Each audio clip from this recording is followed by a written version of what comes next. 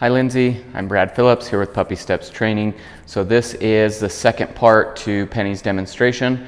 This will be the video where I show you all of the commands, the manners, and the leash work, everything that we've done with Penny. If you haven't watched the first video, which is that informational video, it covers my 3 keys to success, the crate training, as well as the potty training. So if you haven't watched that one, please go and watch that first before you get to this, because we will be using those methods of the consistency, follow through, and management in this video, and I definitely want you to be familiar with that before you watch this. So Penny's behind me, she's in her crate, ready to go. So what we're going to do, we're going to start with our manners, then we'll dive into our obedience commands, and at that point I will shift the camera and we'll work on our leash work. So with the manners, the first one we're going to talk about is her gates and her doorways. So anytime I let Penny out of the crate or we go through a closed door together, whether that's a gate outside, whether that's an exterior house door, or whatever door you would like to set this standard with, my expectation is that Penny waits for me to release her with that okay.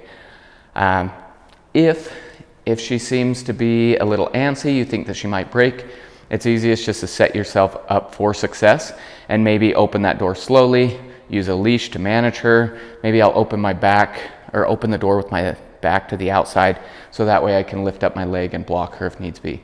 But I'm always going to be setting her up for success. So with that, we're going to get her out and I will demonstrate this for you. So as I let Penny out, I'm not just going to fling that door open every time and run away. Instead, I am going to pause and make sure that she is staying, which we have not had any issues with this. She's been really, really good lately. However, anytime you introduce a new threshold, make sure that you set her up for that success. So if she were to step out right here, even a paw, I would just close that door, maybe tell her no, but I'm never going to actually ask her to wait or stay. Okay, good girl. Now, same thing with going through a house door. Okay, outside, good girl, which right there you saw her ring the bells. So we're going to take her out to the bathroom. Okay, so she's showing she's in control, and then I release her through the door. Good girl, Penny, come here. So now with coming inside, I have the same expectations. I know that you can't see her right here, but she's waiting. Okay, good girl. So I release her, she comes back in. So she doesn't need to sit or lay down. She just needs to show me that she is in control and she's waiting for me to release her through that threshold. Now, I do this with our closed doors. I do it with any gate and her crate. I don't expect her to wait at doorways like to my office or anything like that, because those are open all the time.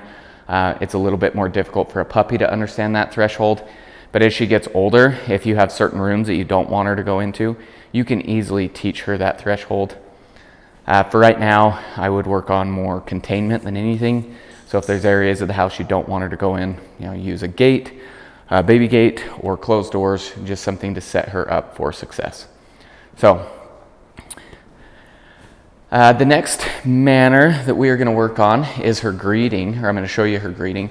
I'm also going to grab a leash just so I can show you this exercise that we do, which the exercise I'm going to show you, I am going to ask that you do this 2 or 3 times a day for the next 3 days, just to help build a relationship with Penny and help her understand that the expectations are the same.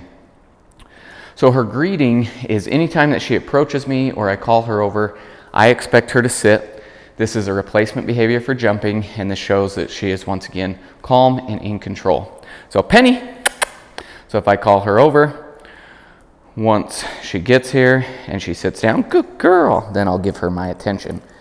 So for us, we've been doing this long enough with her that the reward, probably 90–95% of the time, is just getting my attention. I'll give her a little scratch on the head, give her some affection, but that's all it is. However, for the next 3 days when you practice this exercise, you're going to use treats very heavily. I would also recommend that anytime that she approaches you and sits down, that you give her a very good reward, so a food reward if you have it. And then after a week or two, you can wean those treats off and do the same thing where the reward is just our affection. So now, the exercise I'm going to show you, you're going to take your bag with some treats. You're going to take her by the leash. I'm just going to say her name, walk backwards. When she sits, I'll say, okay, and give her a treat. I'm going to do this 3 to 5 times. On the last one, just give her a pet, tell her she's a good girl, and then, we can be done. So, Penny, I walk backwards. Nope. I stop walking. Good girl. Okay. So this, I think she was guessing Penny, kind of headed towards the crate, but I say her name. Okay, good girl. Penny. Good girl. Okay. So this is why I have the leash, so that I can, help manage her. Penny likes to guess. I think if she had her way, she would just train herself. She likes to pick what commands to do, and that's what she's doing. If I let her off the leash and I walk that way, she's going to go run into her crate, trying to see if that's the right behavior. So by using this leash, I'm managing her. I'm keeping her close, and if she tries to go past me, I simply tell her no or give her a little bit of pressure, and then she comes back and sits in front of me. So Penny. Okay, good girl, good girl. So a very simple exercise. However, this does a couple things. Once again, it's a replacement behavior for jumping. So we're teaching her to get my attention. She does not need to jump, she needs to sit. This is also what we would consider an engagement exercise. So I am teaching her that it is rewarding to pay attention to me, to look up at me, and to focus. Now, Penny is not going to respect every new person she meets. So one, it's important that everybody that has regular contact with her does this little exercise to establish our expectation. However, with people that she doesn't know, like especially people on the street, I don't expect her to present this sit every time for them. Nor do I care if she does, because I want my relationship to be really solidified with Penny. I don't care what she thinks of strangers. In fact, for me, I would say nobody gets to meet her on the street, and especially on leash, because what's going to happen is you're going to have tons of people go, oh my gosh, your dog's so cute, can I pet her? And they're going to want to approach and pet Penny. But they don't have the same rules as you. And what we're doing is teaching Penny that every new person on the street is exciting, and they're going to give her some type of reward, whether that attention's being the reward or whether they're trying to offer her treats. And then you're going to get a dog that every time she sees a different person on the street, she's going to start freaking out and want to pull to them. So if at all possible, I tell people no, they can't come and pet my dog, because my relationship with Penny is far more important than what they think of me.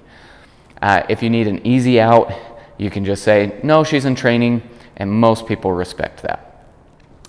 However, there may be a time that you come across somebody you know, and you want her to be able to see that person. So if that was the case, come here, Penny. If I was approaching somebody on the street and I was going to let them see her, I would stop maybe 5 to 10 feet short, have her do a sit degree for me, tell her she's a very good boy, maybe give her a treat, and then invite that person up. That way, let me back up. It's easier for Penny if someone approaches her versus her approaching the person. Because a lot of times we start to approach a person, and maybe that last 3 or 4 feet she starts to pull, but we're so close that it's almost awkward to correct our dog. And then she figures out that maybe she can pull to get to those people. So I would rather stop short, have her in control, and then invite that person up. If she gets out of control, she starts jumping, she starts pulling, I tell her no, and I am going to walk away. Penny. So whether that's just another 5 feet to regain her focus, and then I can go back, good girl.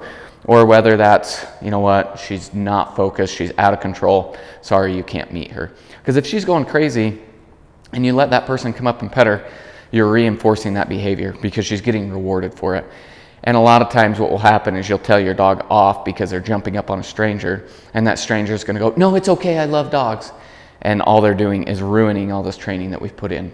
So I really, really don't like my dog greeting people on our walks or on a short leash, because there's just too many variables that set her up for failure. And I'm all about setting her up for success.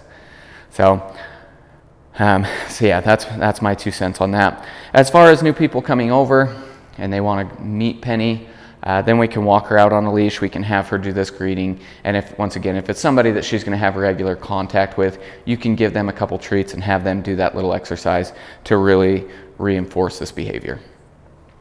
As I mentioned, it's a replacement behavior for jumping. If she does jump, I'm going to quickly tell her no, off. So if she's jumping up on me, I'm going to step into her and bring my knee up. I'm not kicking the dog. We're not extending our leg. It's just a quick shift in my body language. I'm blocking her, telling her no, off, and my body language is saying, hey, I don't like that.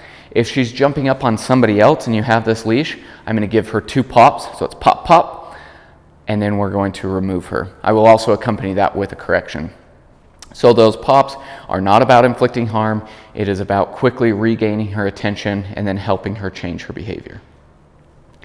Anytime that I have kids meet Penny, I like to be in a controlled environment, so I'm holding the leash and I am prepared for her to try and jump up. She's been fantastic with my kids. However, kids are like the most exciting thing to a puppy, and I don't want her to knock a kid down or jump on them, and then you got a parent that's not so happy. So, all about management. If she's jumping up on furniture or up on anything you don't want to, we'll say no, off, and a lot of times I'll clap or I'll snap just to help drive that point home. So for us here, our rules are that she's not allowed on any furniture. So if she does, it's a quick no, off, very firm, clap, help her understand what your rules are in your home. So then kind of the third part to this is if she rears up to meet me halfway for a treat. Penny, which she never needs to, I will always go all the way to her. So if she lifted those front paws off the ground, if she kind of reared up, I'm going to quickly tell her no, and then I will say gently.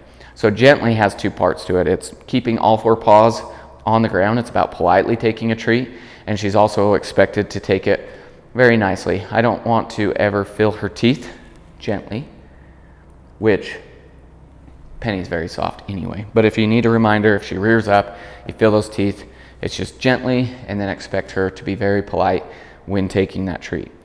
For me and the majority of trainers, we always give treats in the palm of our hand.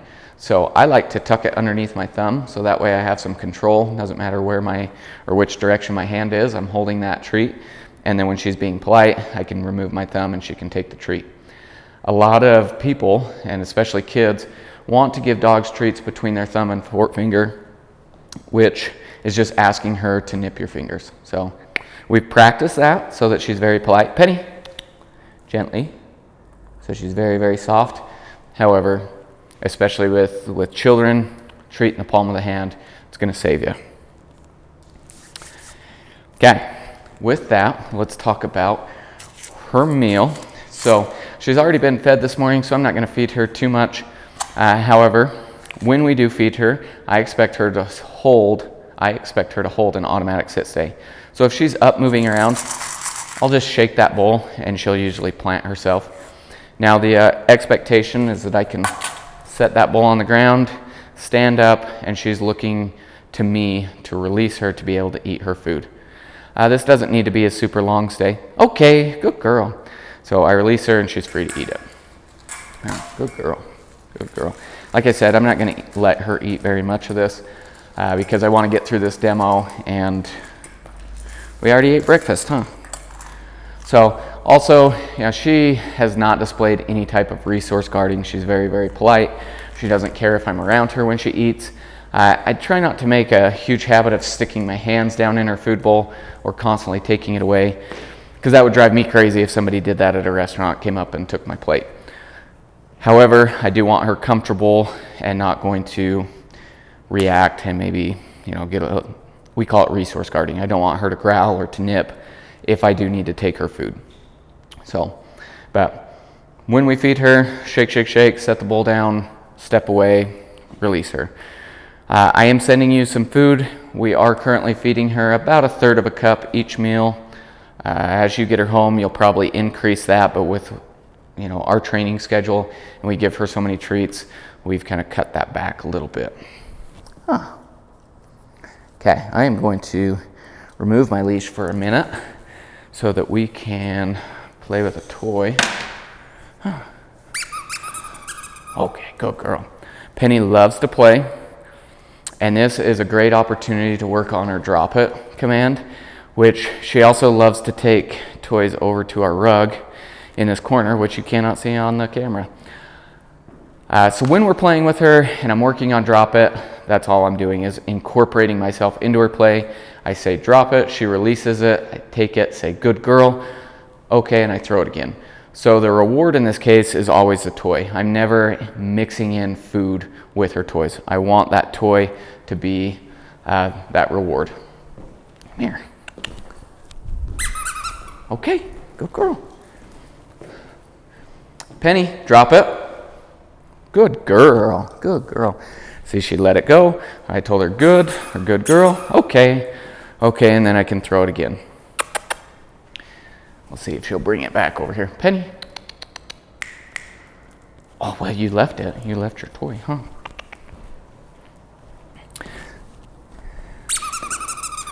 Good girl.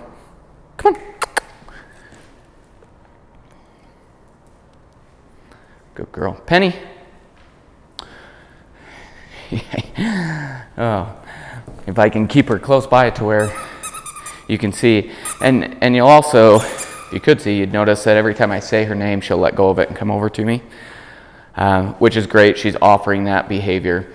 If she refused to let it go, I would quickly, well, I shouldn't even say quickly, but I will give her just a second of processing time. I want to make sure that she heard me, give her time to actually spit it out.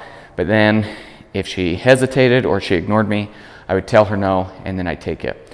When I take it, I'm not ripping it out of her mouth. There's a couple different ways that I can do this. I can take it on both sides and rotate my knuckles in, so it's just slowly working the toy out of her mouth, or I can curl her lips around her canines. So that's like a little eject button. Come here, I want you to stay over here. I'm gonna have to put you on a leash. Good girl. Penny. She loves that rug. Penny, drop it. Good girl, good girl. Come here. Okay, I'm gonna do it one more time and I'm gonna stop her before she gets there. Good girl, okay.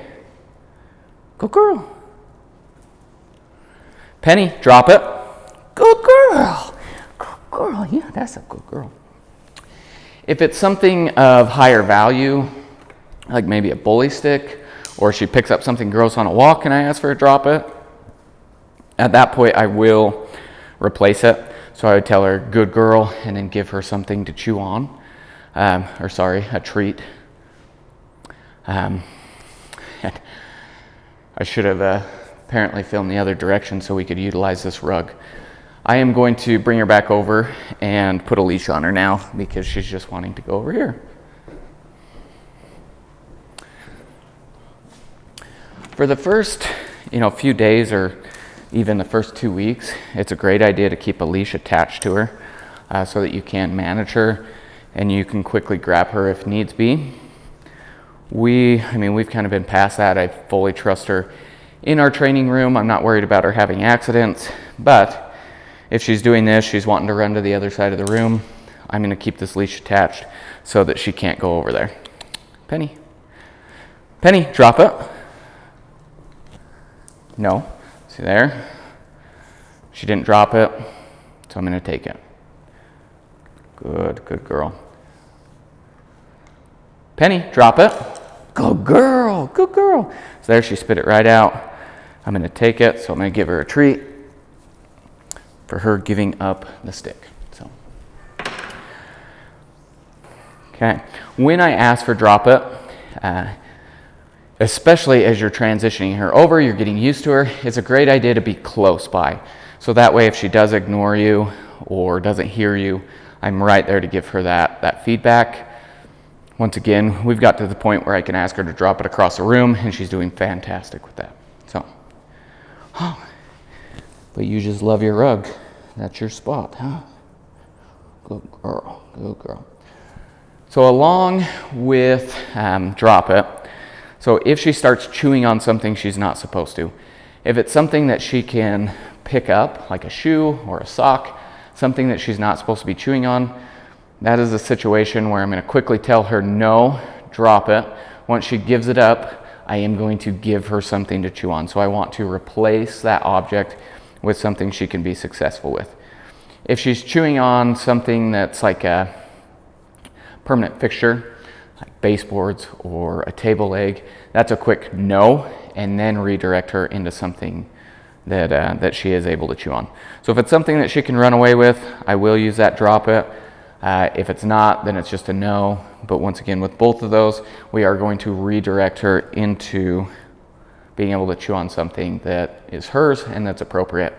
I also like to make sure that I give her plenty of things to chew on, and I'll give her options, whether it be a soft toy, a rope, a ball, a bully stick, but that way I'm meeting her needs, because right now, she is still teething. She's lost most of her teeth. Oh, good girl. Looks like she's going to lose one today. But she is still teething, and so she needs to chew. She needs to be able to work those teeth out. So I don't know what she needs, so that's why I like to give her some options, because she's going to know what she needs, whether it's something soft that she can really dig into or something hard that's going to work that tooth loose. But she is never allowed to chew on me. So if she tried to bite my watch band, if she tried to bite my fingers, so I'm kind of forcing my hand into her mouth and she's pulling away. That's a good girl. But if she put her teeth on me, I'm going to quickly tell her no. I will take her muzzle and just hold it. I'm not clamping down. I'm not inflicting any harm. It's just a quick no. And then I'll remove my hands. Wait, she shows that she's in control. If she did it again, I would say no, and I would then kind of scoot her away. So this way I'm removing her from me. My body language now says, hey, I didn't like that. You need to be in control if you want to be in my presence. And then I can go back to petting her. If she tried again, I would then tell her no, close her muzzle, and stand up, and maybe walk away for 20, 30 seconds. Just make sure that it's very distinct so she knows, like, hey, I don't appreciate you putting your teeth on me. Oh, yeah, you a good girl. Good girl. We've also spent a great deal of time handling her. You saw me open her mouth. We've cleaned her ears. We've taken those trimmers, trimmed around her eyes, her paws. We've clipped her nails multiple times. We just want to make sure, no, we're not going to chew on that, that she's very comfortable with being handled, because she's going to need groomed. And we want to make sure that she's comfortable in those uncomfortable situations. Oh, good girl. So anytime I put her in a weird situation, I am going to make sure that I reward her. Good girl.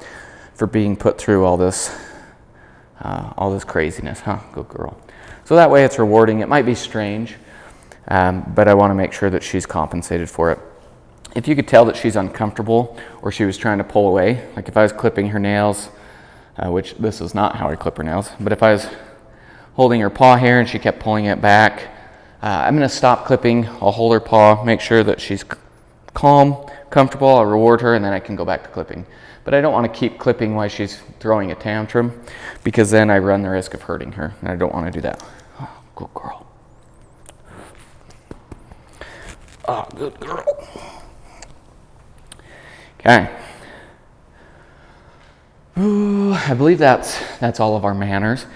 So those are what we're going to focus on for the first few days. I want to make sure that I hold her to those manners. I set my expectations high. I am going to correct her if she does something wrong. I'm going to help her succeed in every situation. But these manners teach her how she should behave in your home. This is also a great way to build a relationship with her. So focus on the manners. But now we are going to shift gears and get into her obedience commands.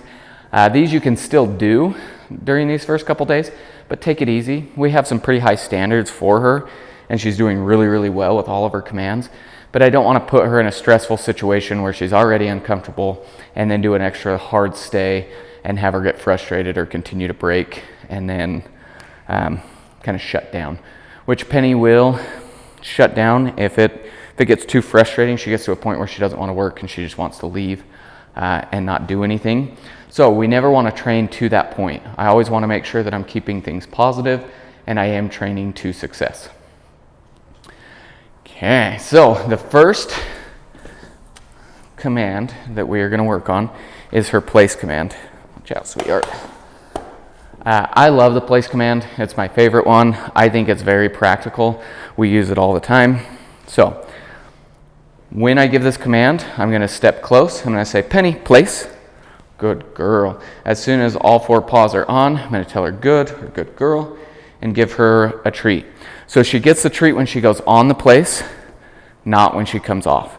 So the harder the distraction, the more I am going to reinforce her being in that place. So right now with just us talking, this isn't a super hard distraction. So I'm not going to reward her near as often as I would if I had my kids here and they were running around being crazy. Good girl. But periodically I'll go up, tell her that she's doing a good job, and give her a treat. When she breaks, I'm simply just going to tell her no and step into her. And that's, if she just stuck a paw or 2 paws off, it's just a no. Step in, help her fix her behavior. If she came all the way off, then I would say no, place, and I could actually repeat the command in that situation because we're resetting it, get her back in place. But I am not going to immediately give her a treat. Instead, I might step back and say, okay, are you stable? Are you going to stay there? And then reinforce that calm behavior. Because I don't want her thinking that she can jump off and then jump back on to get a treat. Good girl. So Penny's doing a few minutes on her place. This can be increased to 30, 45 minutes easily within the first year. We'll try and add a little bit heavier distraction.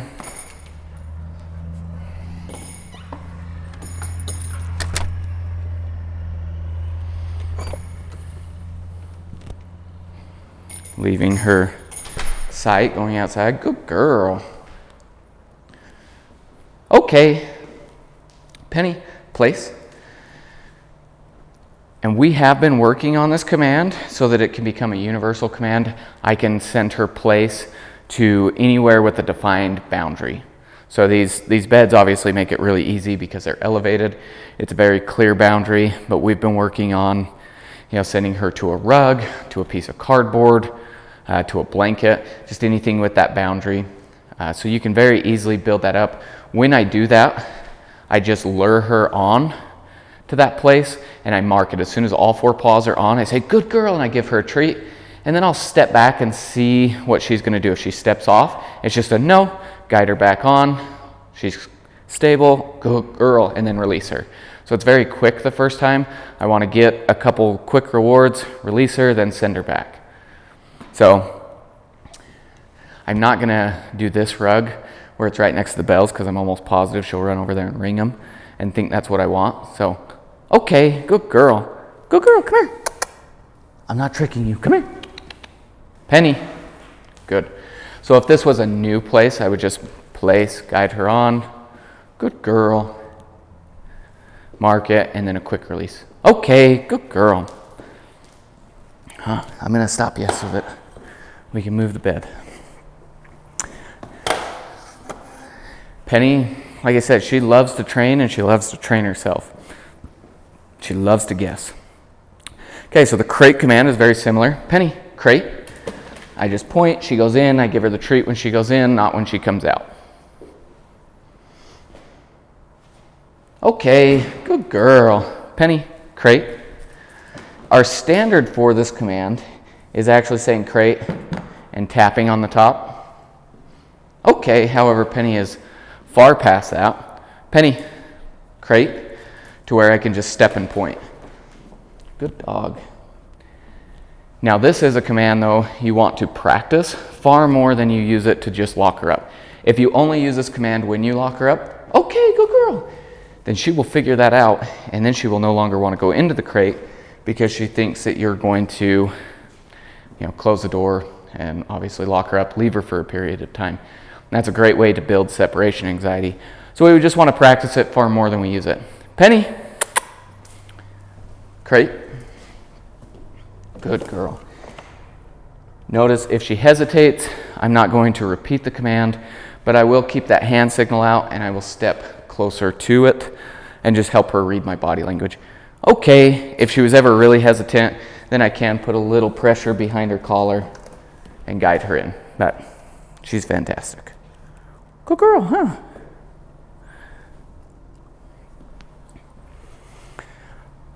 Okay, with the crate command, I'm not leaving her in there near as long as like the place command, because if I'm going to leave her in the crate for an extended period of time, I'm going to close the door. So it's just short, you can do 10, 20 seconds. That's just fine if you want to build that up. However, we just kind of keep it short. So now we have our sit, down, and stay. So these do have hand signals as well. The sit is just a little scoop over her nose. So my palm is up, my fingers it's a closed fist, and it's just a little scooping motion. When we first taught her this, I would lure her nose up with a treat or a food bowl, and then once her butt hit the ground, I'd say, okay, so that's where that hand signal comes from. Now I'm a little bit lazy and I just stick my hand out like that. Down, I put my hand off to the side and help her. So it's just down, and then stay as a stop sign. So Penny, come here, sit. Down, stay. Good girl. Notice though that hand is off to the side on the down because I don't want it right in front of her nose. Then she's more intrigued or more interested in touching my hand, seeing if there's a treat there. So if I'm off to the side, it's a little bit more clear for her to understand that I'm asking her to go down. So she has some really great stays. We have both a sit and a down stay. These are a shorter term stay than like the place because I expect her to be in the exact same position where a place command, she can get up, she can move around, she just has to stay within that boundary. Here I want her to stay in the down. Okay, good girl. Also the treat comes at the very end. You notice I did sit, down, and stay, and she didn't get the treat till the very end. Penny, sit, stay. So a lot of times in a sit stay, she will lay down. I'm fine with that. That doesn't bother me one bit, but then she can't come up. So if I put her in a down stay, she can't sit up at all. So this, she's sniffing, she's kind of looking around, not paying attention. Good girl. So I was halfway expecting her to break. Okay, good dog, good girl. But she didn't, so we're great. If she did break, I would just simply tell her no, take her back to that spot and do it again. Penny, sit. Down. Stay. Good girl. Now, with all of these stays, we're always incorporating what we call those 3 Ds. So that's distance, duration, distraction. I'm always trying to make it harder and really generalize these commands. So I want to do them in different locations, different distractions, different durations in time, and just really build these stays up so that she can be stable in any environment. When you're doing that, she is going to break. At times, there's going to be things that are too hard for her. So if she breaks, it's just a simple no, and then have her do it again. If she breaks once or twice, that's what I'm going to do. If she breaks a 3rd time, it's clearly too hard, and something's going on, whether that's the distraction out and around her, or whether that's an internal battle. I am then going to help her succeed, because I don't want her to break a 4th time. Okay, good girl. Because at that point, she's going to start getting frustrated, and you're going to start getting frustrated. So it's better just to break down the behavior and help her succeed. So maybe we're doing a downstay, and she's breaking at 19 seconds, and I'm trying to get to 20. So instead of expecting or pushing her to that 19 seconds again, I might release her at 10 seconds. So that way I get this success. It's really rewarding. We're happy. Good job, good job. And I can either end on that success and work on pushing her past 19 seconds tomorrow, or I can then build her up, just depending on her headspace. If she seems like she's tired or she's frustrated, I'm just going to end there. But if she seems really eager to keep going, then I may try and bump that up. But let's just say that I did that and I tried to work her back up, but at 19 seconds she broke again. At that point, I'm just going to say, you know what, let's do a quick behavior, quick stay, and end. So you can also, compromise there, read her body language. Don't just continue to push her to failure, and try and keep things positive. Also, if she's just struggling to go into a behavior, so if I asked her for a down and she just looked at me like she had no idea what I was talking about, instead of just leaving it here, I might get a little bit lower. I won't repeat the command, but I will adjust my body language to help her succeed. Okay, good girl. So that's sit down and stay. Now we are going to go over leave it, which I'm going to make leave it a little bit more difficult for I've been throwing some treats on the ground and allowing her to eat them. So now we're going to pretend these treats are something that now I don't want her to eat. So I'm going to ask for a leave it command, where I'm having her leave food that she's used to eating or would like to eat. I'm grabbing some high value rewards. So I've got some ham, some cheese, some hot dogs. I'm also going to take her leash because we're practicing, and so I'm going to set us up for success. This way, if she tried to be really fast, I have a way to quickly grab her. So we're going to make sure that she notices, and I'm going to drop a few treats on the ground. Leave it. Good girl, good girl. Notice she sat down. She didn't continue going for the treat. Now with leave it, I expect her to continue to leave it alone. It's off limits forever, okay? So as she continues to leave it, I'm gonna continue to reward her. Good girl. And now I'm gonna get her up and actually have her walk past it. Come here, Penny. Good girl.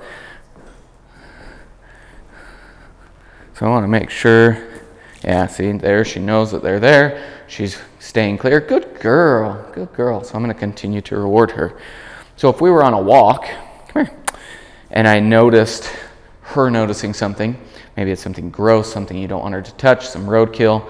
As we get close, I'm gonna say, leave it the moment that she recognizes it, and then it's gonna be, good girl, good girl, good girl. And I'm gonna continually give her feedback as we get past it.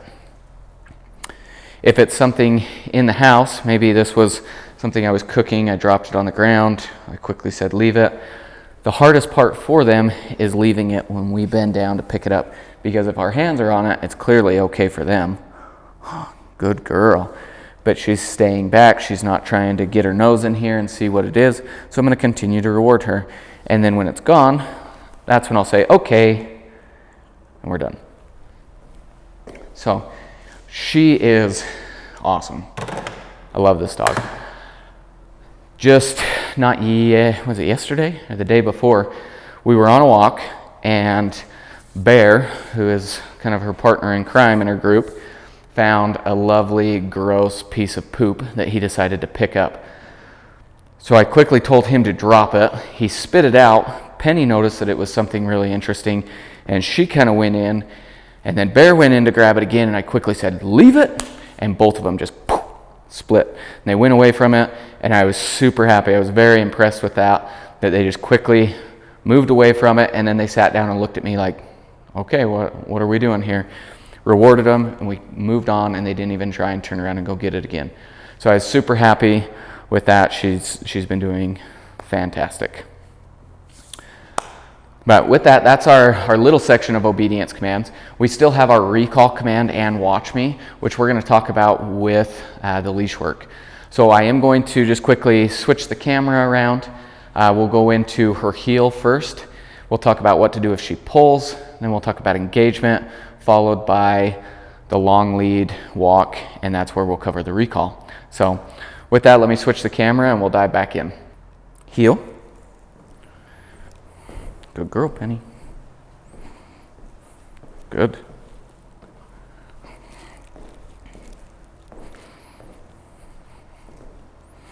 Good heel. Good girl.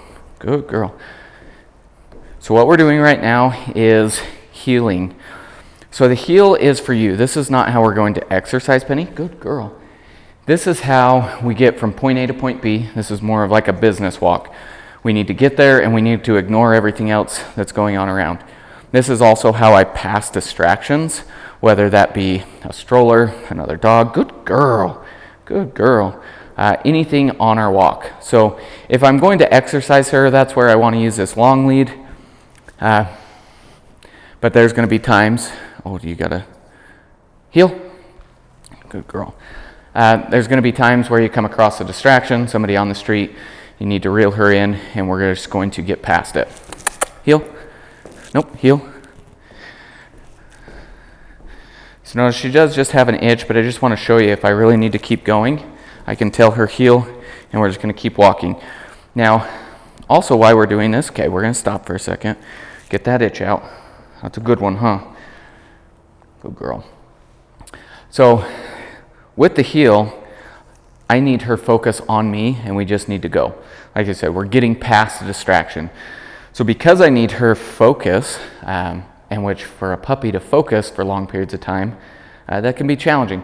So I need to keep her attention on me, so I'm going to give her a ton of feedback. That's why I just keep telling her, good girl, and I'm giving her that feedback, and I'm constantly rewarding her, every 20 or so seconds. Good girl. If I don't do something to keep her attention, she's going to get distracted by the distraction. Heel. I also want to show you that she's expected to keep my pace in a heel. So if I speed up, she speeds up. If I slow down, she slows down. Good girl. If I stop, she's expected to sit. Good girl. Her heel is fantastic. Now I do want to note, obviously we are inside, so there is very, very few distractions. This is where I want you to start, is whether that's inside your home or maybe, in your backyard, but start out slow with very limited distractions and just work on rewarding her. So this way we're building our relationship, because the heel is the one part of this program that takes the most effort to transition over, because you have to have a relationship first. She needs to completely trust you in order to give up her comfort, really, and be able to rely on you to pass something that's distracting. So we want to practice with limited distractions, build this relationship. As she's doing well, we'll progressively make it harder and harder. So the first week, just focus on being in the house. The next week, let's go in the backyard. Maybe we'll go in the front yard and we'll go down a house, back a house, down a house, back a house. But limit distractions as much as possible, and then just build this relationship. Oh, good girl, good girl. And give her a ton of feedback. Feedback is so crucial during this part. She needs to know that she's doing the right thing and that we're happy with her behavior. If that distraction becomes too hard and she starts to pull, or let's even back up, let's just say that she notices the distraction. Initially, I'm just going to do something to get her attention back. So let's say it's a stroller walking towards us. She notices. I'm just going to go, Penny, hey, heel, good girl. And I'm going to reward her for just shifting her focus back on me.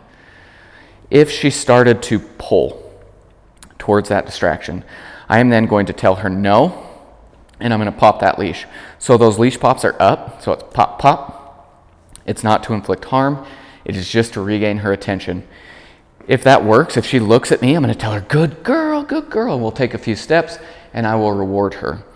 If it didn't work, if she continued to pull, then I'm going to do that one more time, but a little bit more firm. So it's no, pop, pop. She continued to pull, no, pop, pop. Okay. If that works, she shifts her focus back on me. It's good girl, let's keep walking. If it doesn't work, if she's like, nope, this is way too distracting, I'm going to pull, I'm going to bark, I'm going to try and get there. At that point, that no accompanied with the pops isn't working. It's insanity to do it a third time. So instead, I am going to stop walking, which her expectation is that she has to stop walking and she's going to sit. So as she sits, she stops. I'm going to say, hey, we good? We give her a reward for focusing on me, and then we'll start walking. And maybe when I start walking again, I'm going to go, heel, good girl, and just really praise her, give her that feedback to keep that attention. Good girl. If that didn't work, if she went back to pulling, now I'm going to do a 180, which I'm going to give her a little leash pressure back, and I will step through her. So that way, my body language cuts her off and tells her, nope, that's not acceptable. And I'm going to walk away from the distraction. She never gets to a distraction if she's pulling. That is mistake number one, is we just let our dog continue to pull. Even if that's just like 3 feet, if we let her pull to that distraction, she's going to think she can always pull. So instead, I'm walking away. As she regains her attention, then I can turn back around and walk back towards the distraction. So I will do this back and forth game as much as it takes to keep her in control.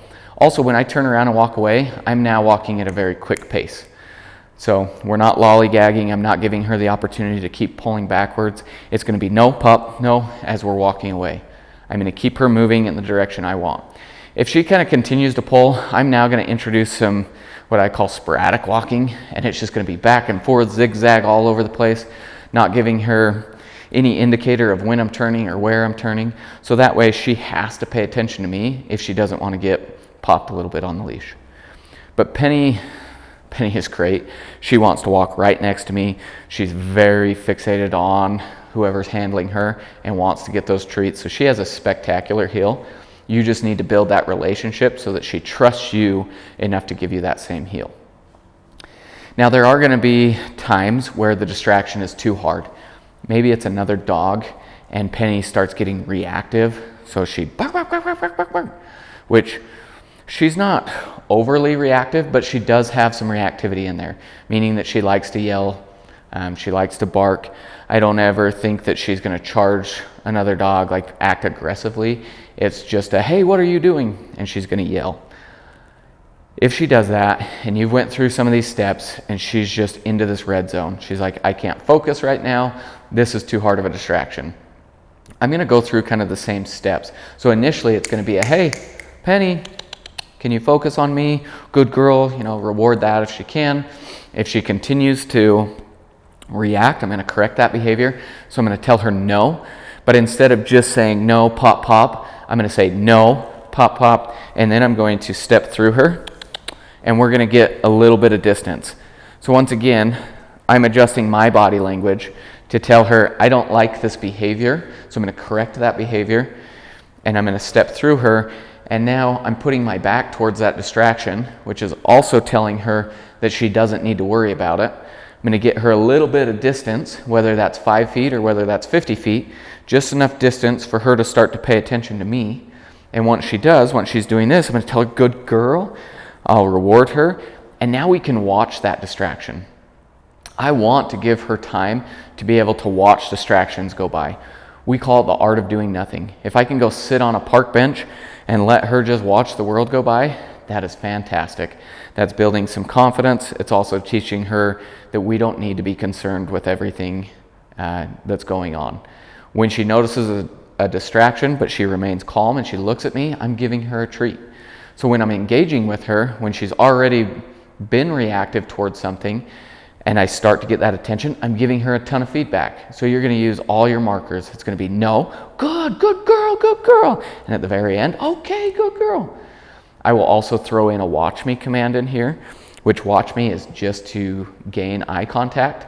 It's not prolonged eye contact, it's literally a flicker. Watch me. Okay, good girl. She looks up at me, I mark it with okay, give her a reward. Watch me. Okay, good girl. So even that, she shifted her focus off of the treat onto me, I mark it. So I don't have anybody here that can come and be a distraction for me. However, if you want to see an example, you can go to any of these other demos and just get to the engagement part. But it's all about doing whatever is necessary to shift Penny's attention off of the distraction and back on me. So if it's too much and she's just barking, she's going crazy, I might even pick her up, walk 25 feet the other way, then set her down and be like, hey, we're going to sit here and engage. Good girl, okay, good girl. And give her a lot of rewards for just focusing on you. And then we are going to watch. We are going to observe without interact. It's a very important part of her just building confidence. She's done great with it, but she will react, she will bark, she will let you know that something's there, and it's just going to be a, hey, good girl, and reward. So that's engagement. The last couple things we're going to talk about is going to be her long lead walk and her recall. So as I mentioned, the heel is for you. That's how we get past distractions. If I'm going to exercise my dog, here we're lucky that we can let them off leash quite frequently. But when you can't do that, a long lead is the answer. So this gives her space that she can sniff, she can go check things out, and she can run a little bit, but I still have control. This is how we exercise our dog. This is very valuable. It's important to let her stop and sniff if she wants to. Whatever she wants to do, I'm basically letting her within that she's not pulling and she's not being reactive. So if I'm on a long lead and we come across something that I need to heel, I just wrap this up and then I can heel past it. We're past. Now she gets her space back. She can run. She can check things out. It's really great for her mental health as well as her physical health. But as we're going on this walk, one, you're going to get used to stepping over this leash, twisting it around. You know, it takes some skill and takes some getting used to. But anytime that she does reach the end of the leash, I'm still not going to let her pull. Instead, that's when I'm going to practice my recall. So I will call her to come, I will give her a treat, and let her go again. So that way it's very rewarding for her. She gets to go on this fun walk, she gets called back to me just to get a reward, and then go again. If she hesitates, I tell her no, and now I have this leash that I can reel her in. So when I call her to come, I'm going to say her name, there's a brief pause, and then I will accompany that with the actual recall, which with just me, it's going to be hard to get her away. But it's Penny, come. Good girl, okay. So notice the moment that she actually starts to come to me, I'm saying good or good girl, and then when she gets to me, I say okay, and she gets that treat. It's really, really important to throw that good in there because that's encouraging her. Penny, come. Good girl, okay. Even though we're on this really short distance, I still want to make sure that I can encourage that with that good. Here, I'm going to throw a treat, get her a little further away. Penny, come. Good girl, okay. Once again, if she didn't, I'm going to distract her again with a treat and just give her a little bit of pressure. So if she ignored me, it's just a no. Good girl, okay. So notice she immediately caved into that pressure and started coming towards me. And the moment she did, I said good, and then she quickened that. So it's just, once again, all about feedback. I gave her a command. She started to do it. I'm telling her she's doing the right thing, encouraging her. She gets to me. She gets her reward. So obviously, when you're on this type of walk, you have this leash to set her up for success. She never really gets to fail because you are managing her with this leash. However, if she was off leash, then we no longer have the leash to help with that follow through.